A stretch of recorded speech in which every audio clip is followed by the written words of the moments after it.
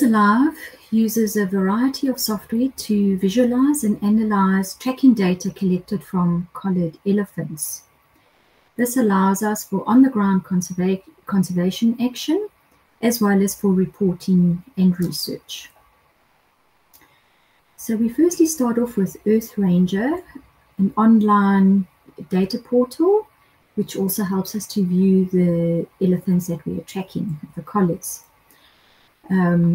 Elephants Alive is based here in the northern parts of South Africa, and each of these elephant icons represents an elephant that is currently being tracked with a collar.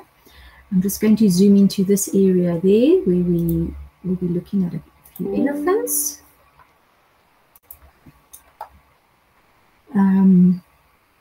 So all the elephants that are currently visible through their collars, their data gets pulled through to Earth Ranger, and each one is represented by an elephant icon. We can zoom in to view the tracks more specifically. So for instance, if I want to see the tracks of this elephant Tussle, I would zoom in on him and click on his name, and his tracks will appear, and these are his tracks for the last 15 days.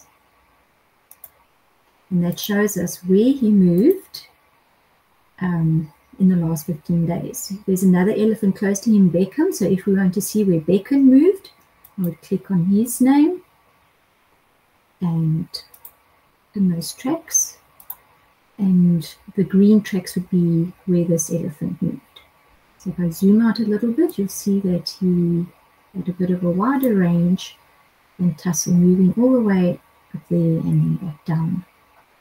And then we have another elephant here, Gawa.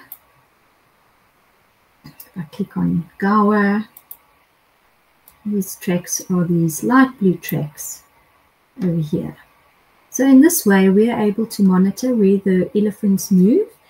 The GPS tracking points log through every hour, so each point, each little arrow along the track represents a reading taken every hour.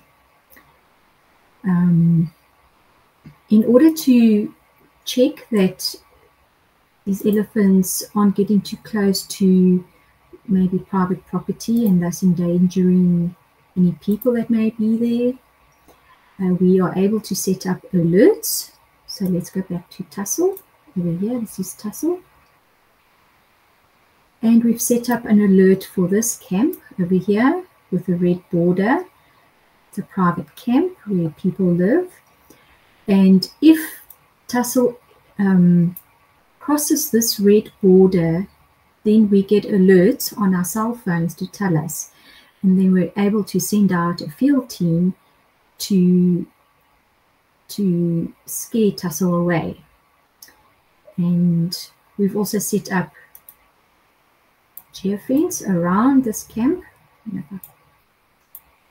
These circles, the red circle and the yellow circle. So the red circle is 500 meters from the camp, and the yellow circle is 1,000 meters from the camp. So if Tussle crosses the 1,000-meter circle geofence, we also get an alert on our cell phones to warn us that he's approaching this camp. Once he crosses the 500-meter geofence, this red circle, then we get another alert on our cell phone to tell us now he's getting really close. We really need to send out the field team fast. And usually the field team is able to get there and scare him away. Sometimes it does get close to the camp, and then we do get an alert for that, and the field team will put some action on the ground and try and move him away from there. So these are called geofences. They are virtual fences that just send us alerts to our phones whenever the GPS collar that is on the elephant crosses this imaginary boundary that we've set up on Earth Ranger. Earth Ranger collects all the data from the collars, from all the elephants, into one huge database on the back end. We've got hundreds of thousands of data point records. And those records can be used for creating reports, annual reports, for instance, or reports for various funders.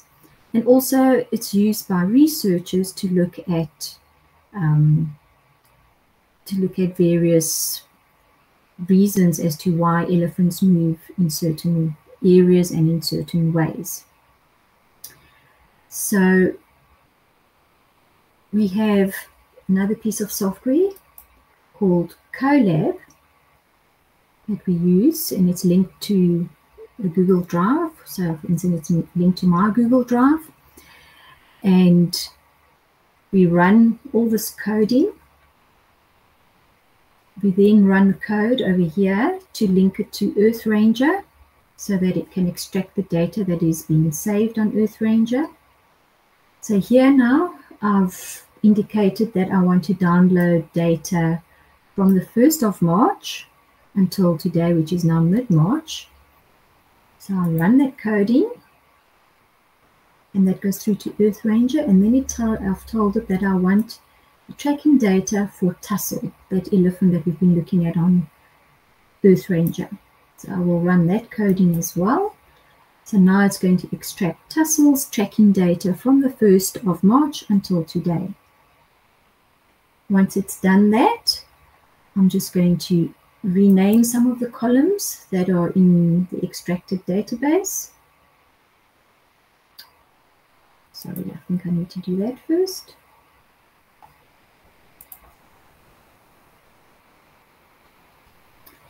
And then, for instance, we can then view him, or view that track on Colab as well. These are now the data points, not the track. And then I would save the tracks into my Google Drive so that I can use it later on for other analyses. I can then carry on to create the actual tracks, or we call them trajectories.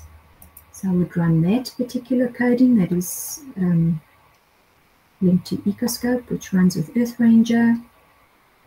And then I'm just skipping through some of these codes. We don't need to do them all. And if I run the map, then you'll see the same map, but this time it's the tracking data, not the data points. And then I can save that as well to my Google Drive.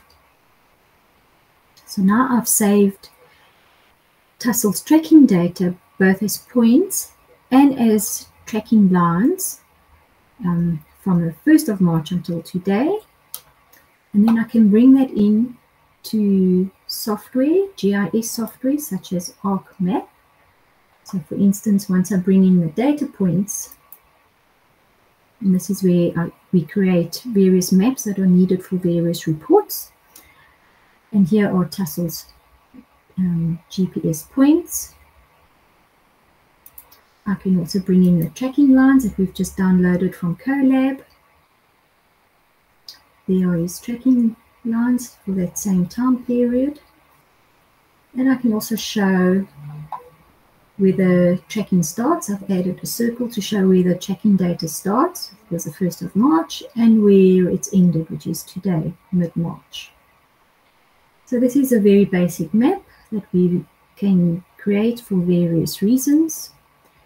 But we also use Colab to extract more complicated data, all the tracks, for instance, and then we can create more complex maps such as this, which shows us all the elephant tracking data that we have for all areas. And it's a lot of data going back probably more than a decade. And this kind of data is then used by, we have a few students who are then analyzing and looking at where elephants move, how do they move, why are they moving there, the relationship to the landscape, the relationship to human settlements, relationship to various environmental variables, to try and understand how elephants move and how can we protect them better, and how can we mitigate human-elephant conflict.